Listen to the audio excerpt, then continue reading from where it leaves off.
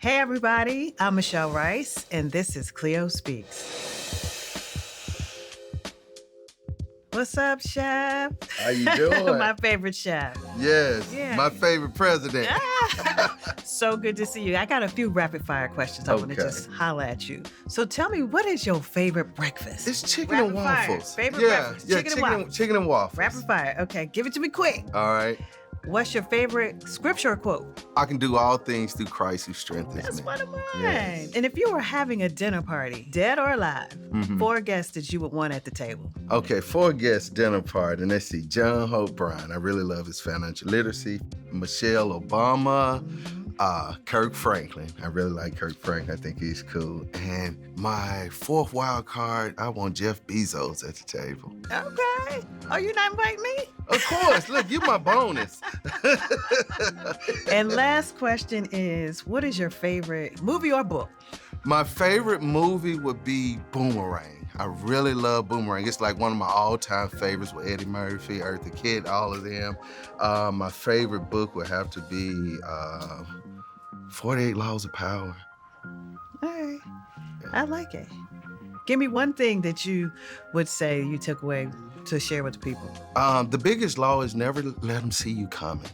That's my biggest thing. I really try to practice that more and more in my life of learning the art of just working and not broadcasting it and letting my work speak for itself. I think that's one of the best things where you can take anybody from surprise, whether it's in combat or it's in everyday life, you know? Truly move in silence, yeah. I like that because they tell you a lot of times, don't tell everybody your every move. That is true. Because sometimes folks gonna try to talk you out of stuff and you already know your path. And sometimes your path is being guided, by God. It is. And so other people don't know that what his mission is on your life. Yes. That's between you and God. So sometimes it's good not to share everything with everybody because sometimes they're going to try to talk you out of success. You're right. And you know what I've discovered? One of the reasons why they try to talk you out of success is because they don't see your vision. And your vision is not their vision. And it's not always meant for them to see what your vision is. But what you have to understand is you see your vision. And as long as you believe in your vision, nothing else matters. Yeah, because sometimes they can see your vision, but your purpose isn't here. Yes. And so at the end of the day, only that they can't see that. So You're right. your purpose You're right. propels Yes. your vision. So I get it. So I'm going to ask you this question. A lot of people ask women this question, but I think it's also to check in with our Black men. How do you balance it all? I mean, you've got family and lots of kids. Yeah. And obviously you better have your wife. And you're on the road a lot. You have a lot of endeavors. Tell me how you balance life.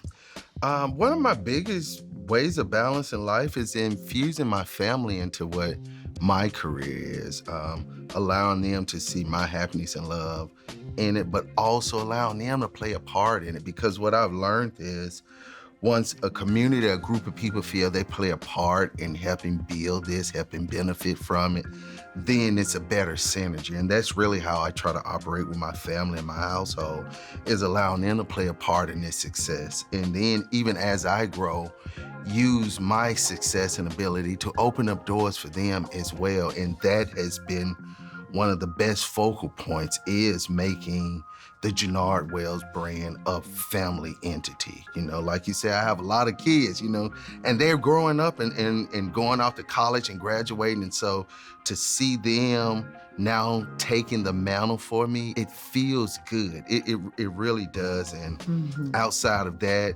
working out, staying in the gym, really just honing on just a better me overall. Now, how long have you been married? I've been married for 26 years. Well, congratulations. Yes, I know, right?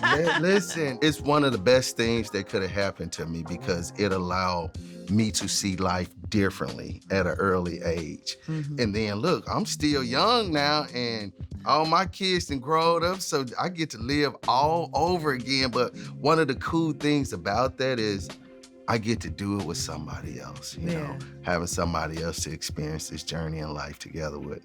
It's one of the highlights. So I truly believe, and 26 years speaks to this in your success, is that your mate is for your purpose. Yes. How has Kina supported your purpose?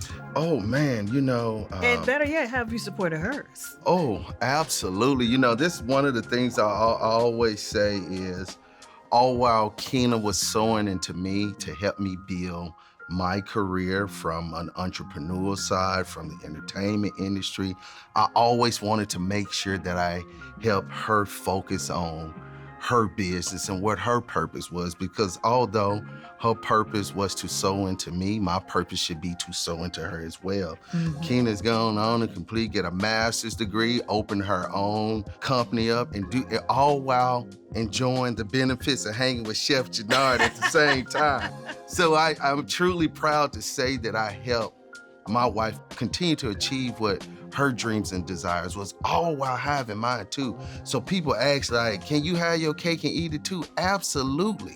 When you focus on a more abundant and rich life, just as a whole, because there's no point in me being here and suppressing what she wants to do in life and what she sees. So that's I think one of the best things about our relationship over the past 26 years is that we had the opportunity to grow together, to learn together, to build off of each other and build together. And because I have to think about legacy now.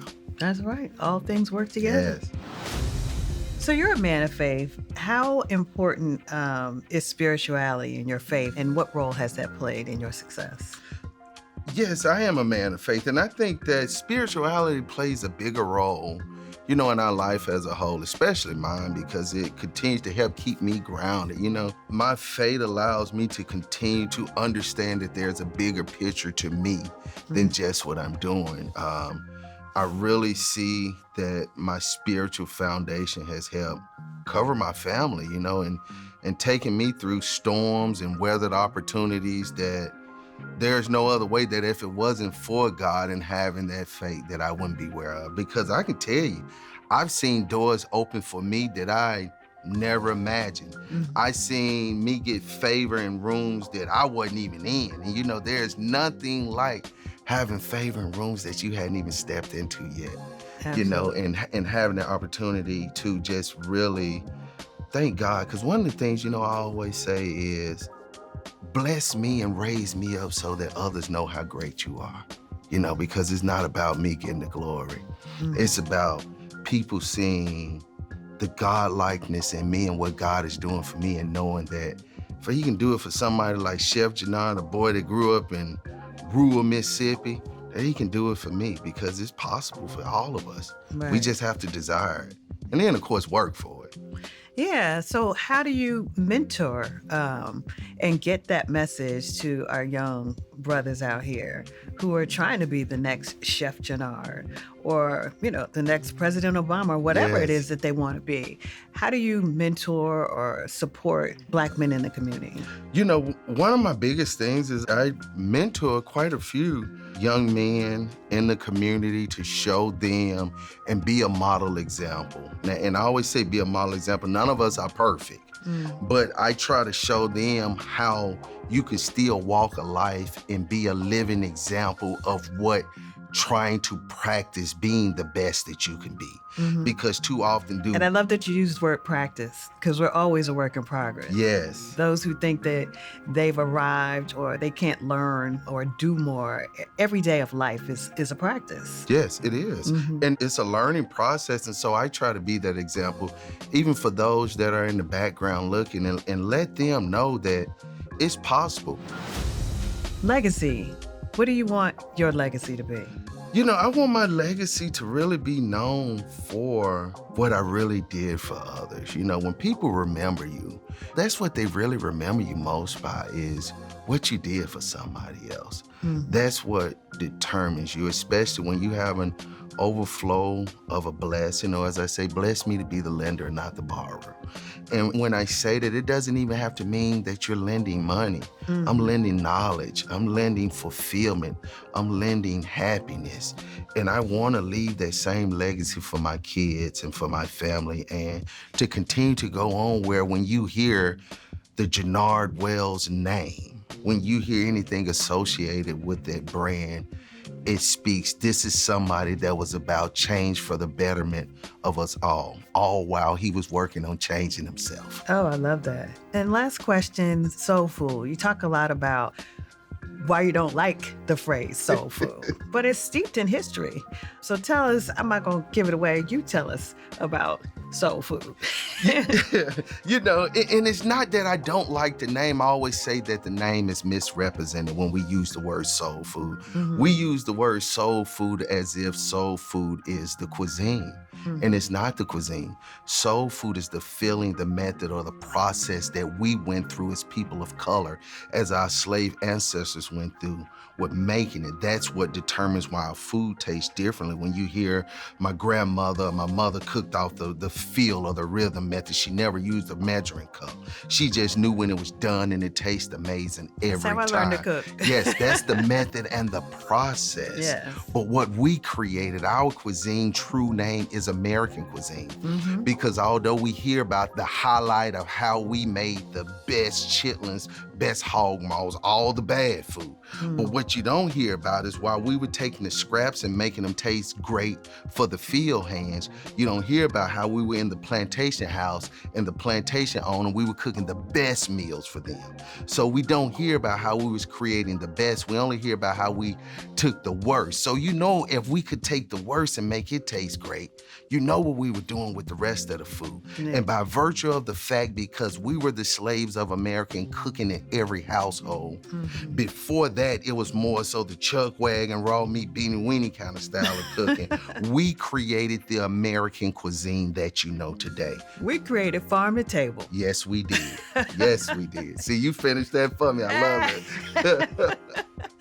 Well, that's all I have for you today. Anything you'd like to add? You know, I always say one of the biggest things is how can you learn how to walk on water if you never get out of the boat? So I want to encourage everybody, step out on faith and live their biggest and brightest dreams, because I'm a walking testimony.